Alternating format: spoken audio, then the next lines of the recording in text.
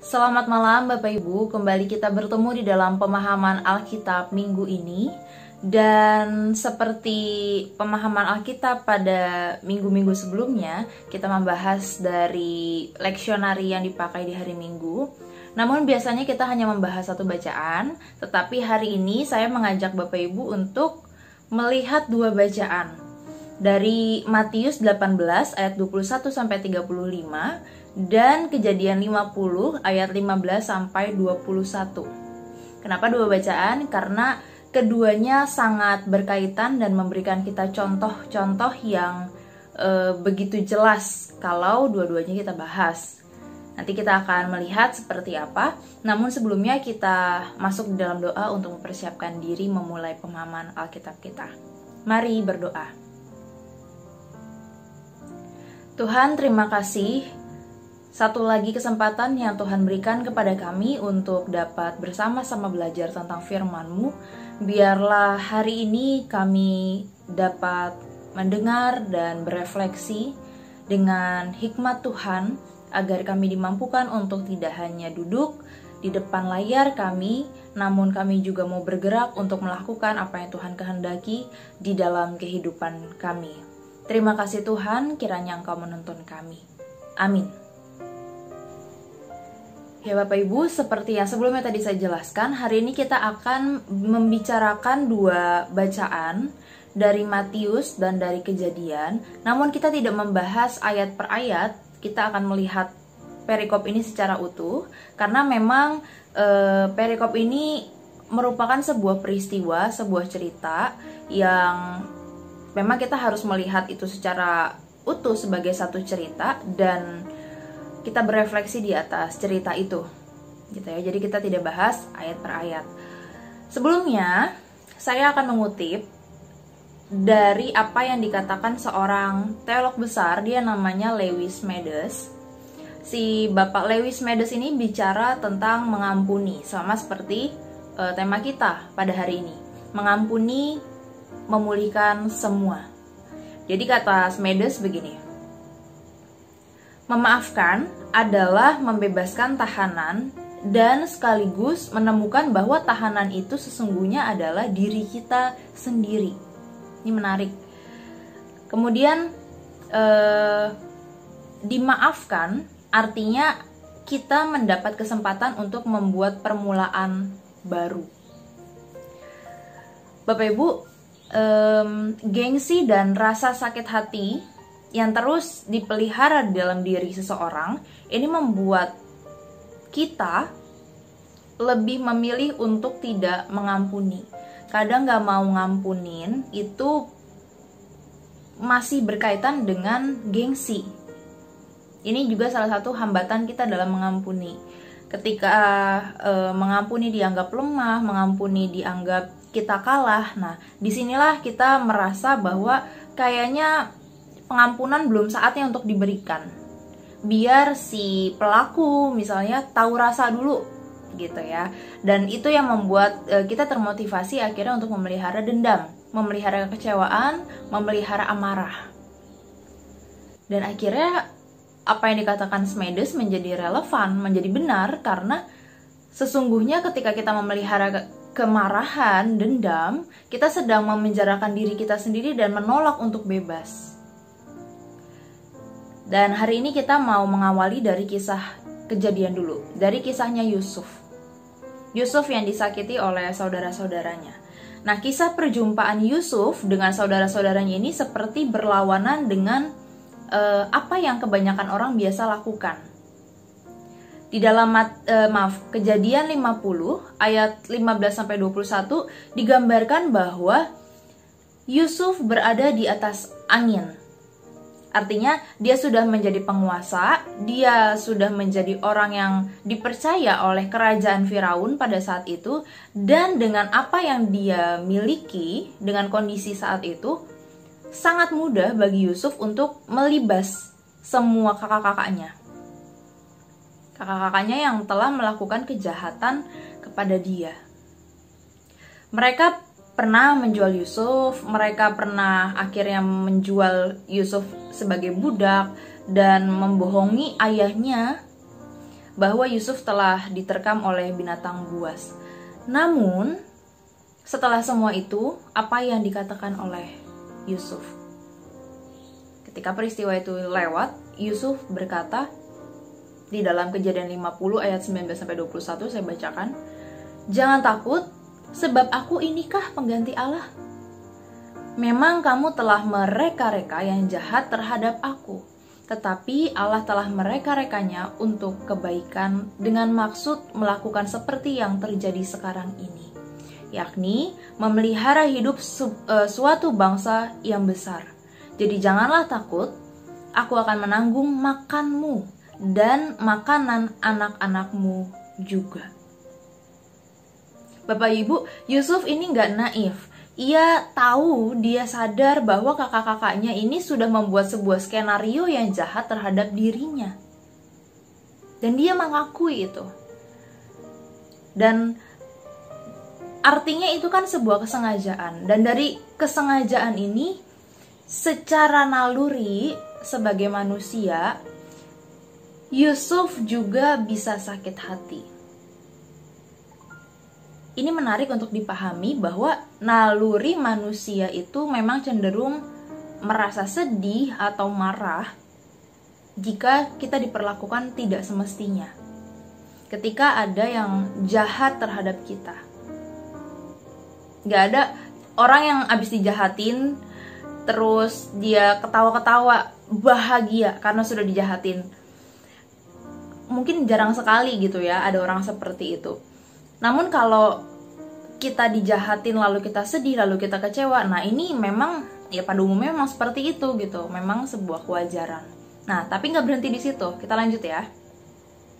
Dalam peristiwa Yusuf dijahati oleh saudaranya, bukan berarti ketika momen itu terjadi, ketika kejadian itu terjadi, Yusuf merasa baik-baik aja. Kayak tadi, ketika dijahatin mungkin Yusuf akan sedih, akan sakit hati.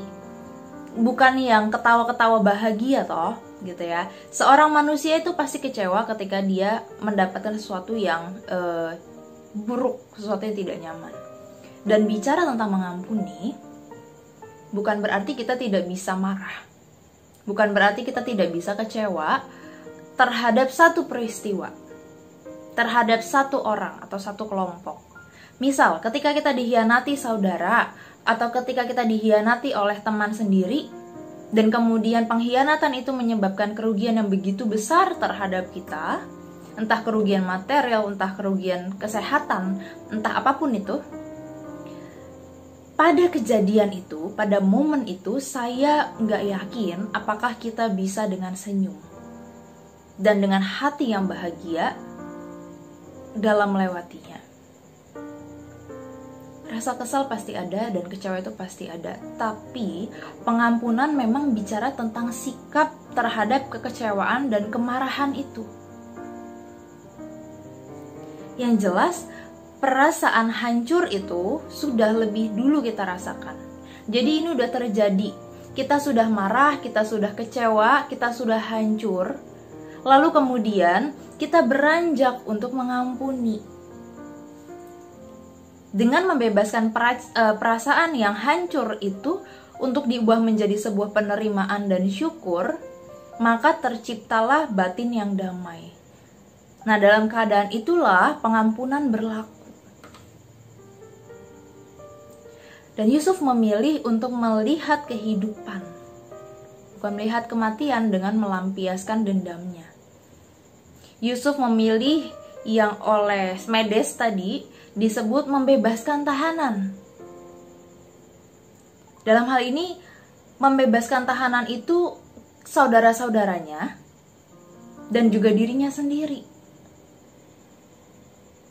Yusuf membebaskan saudara-saudaranya dari rasa bersalah yang mereka alami ketika mereka menyadari bahwa itu sesuatu yang tidak seharusnya mereka lakukan. Tetapi di saat yang sama, ketika Yusuf mengampuni, dia juga membebaskan dirinya dari rasa marah, kecewa, dan dendam.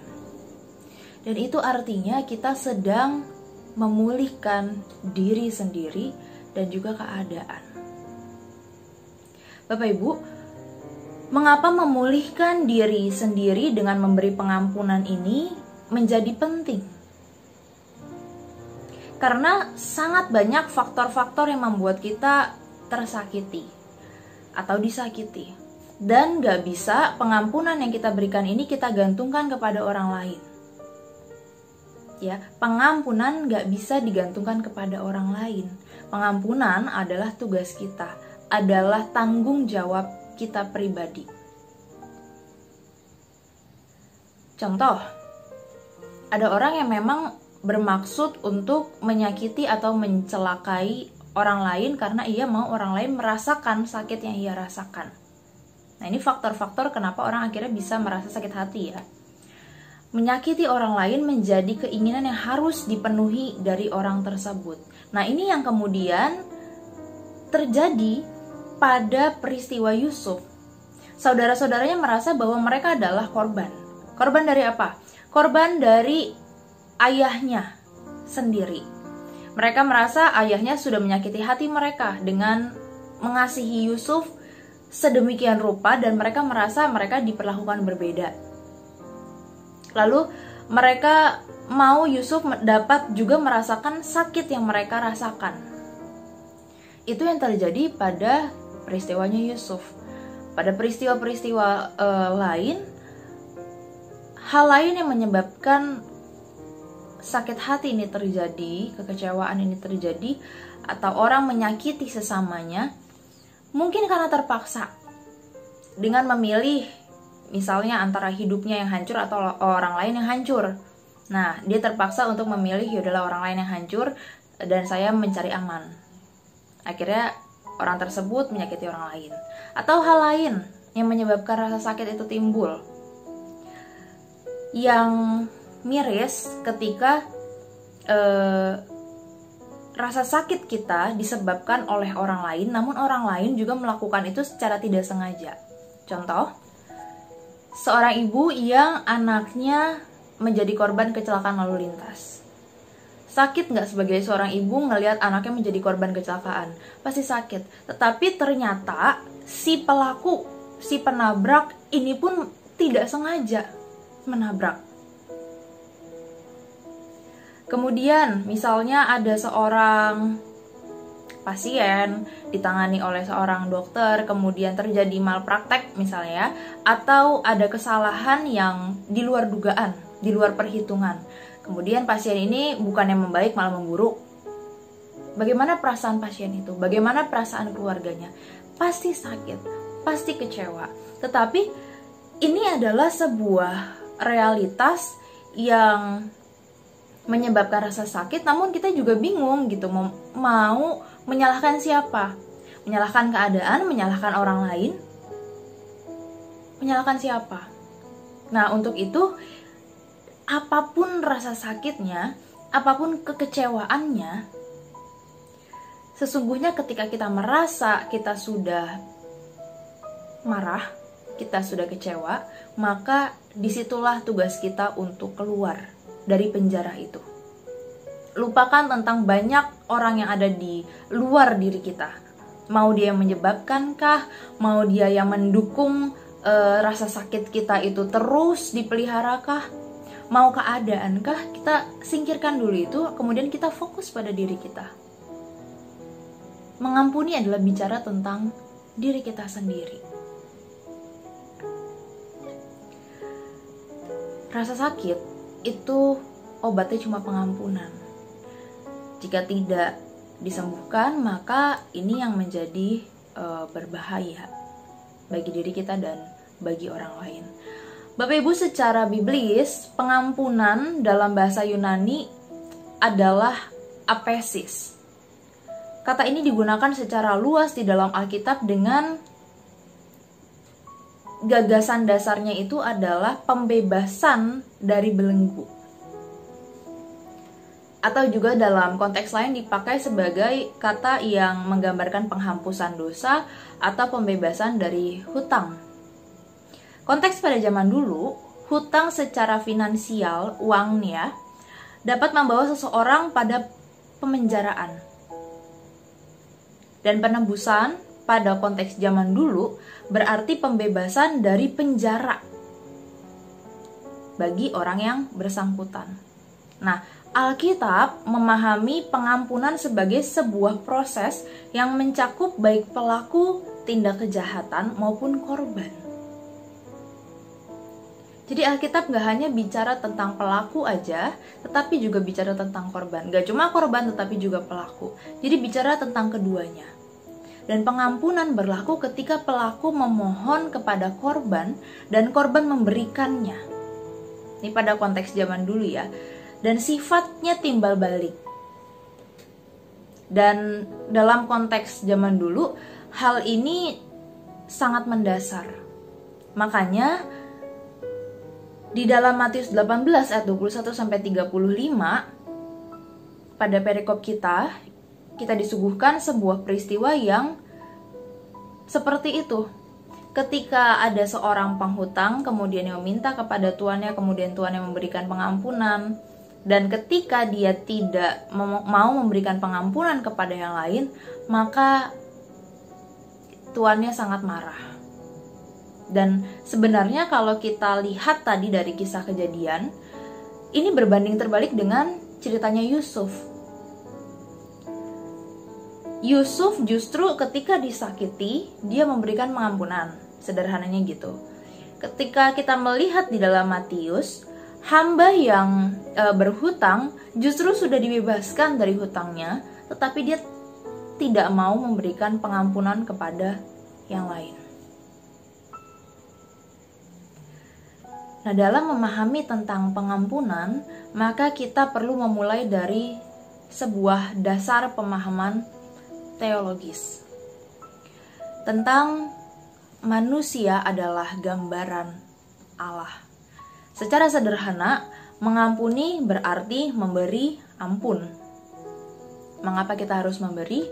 Hal ini terkait dengan pemahaman bahwa kita adalah gambaran Allah. Sebagai gambaran Allah, kita harus menjadikan Allah, sang pemberi ini sebagai model yang harus kita teladani. Ketika Allah memberikan kita kehidupan, maka tugas kita adalah menjadi saluran berkat. Kan seperti itu. Artinya, apa yang Allah berikan, ini gak boleh berhenti kepada kita. Kita harus menyalurkan kepada setiap orang yang membutuhkan di dalam kehidupan kita. Sehingga terciptalah kehidupan yang saling mengisi, termasuk dalam pengampunan. Ketika kita memberi, bukan berarti penerima menjadi pihak yang lemah dan pemberi menjadi pihak yang kuat. Ketika kita memberi, bukan berarti si penerima ini kosong dan si pemberi ini yang penuh. Bukan berarti ketika kita memberi, si penerima ini pasif dan kita aktif. Sehingga dalam mengampuni, ketika kita udah berhasil nih misalnya mengampuni, lalu kita merasa diri kita hebat.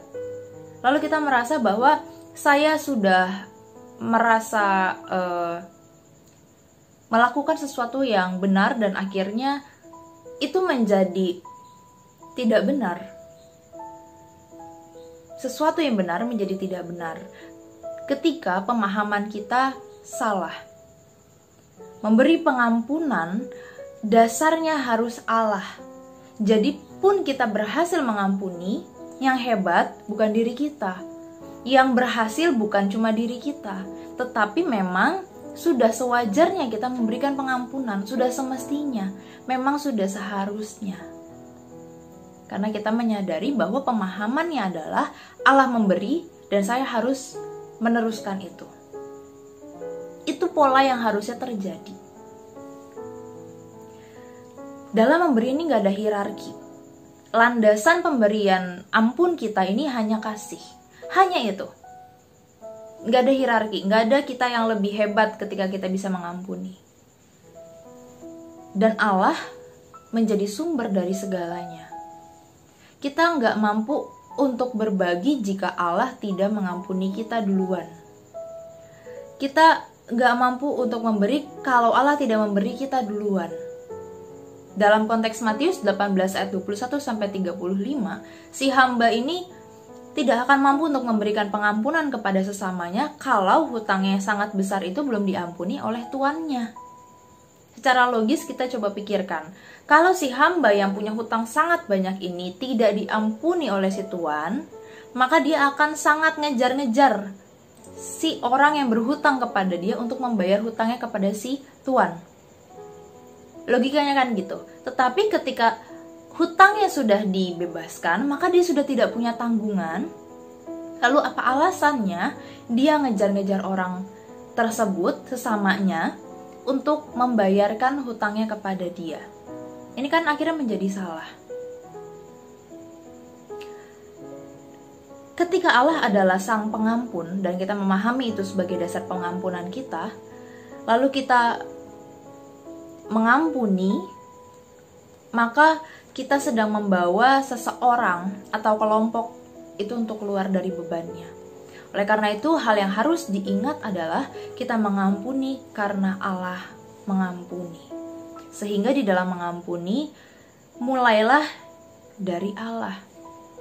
Dan ingatlah, pengampunan adalah membantu orang lain untuk keluar dari bebannya dan menolong diri kita juga, memulihkan diri kita juga untuk keluar dari penjara. Dasarnya adalah memberi. Esensinya adalah menolong, memulihkan.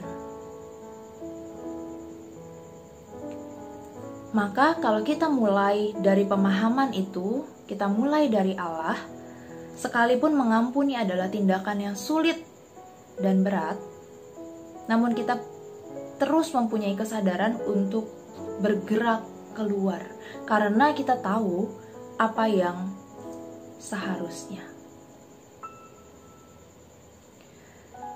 Bapak Ibu, sampai di sini pemahaman Alkitab kita tentang mengampuni.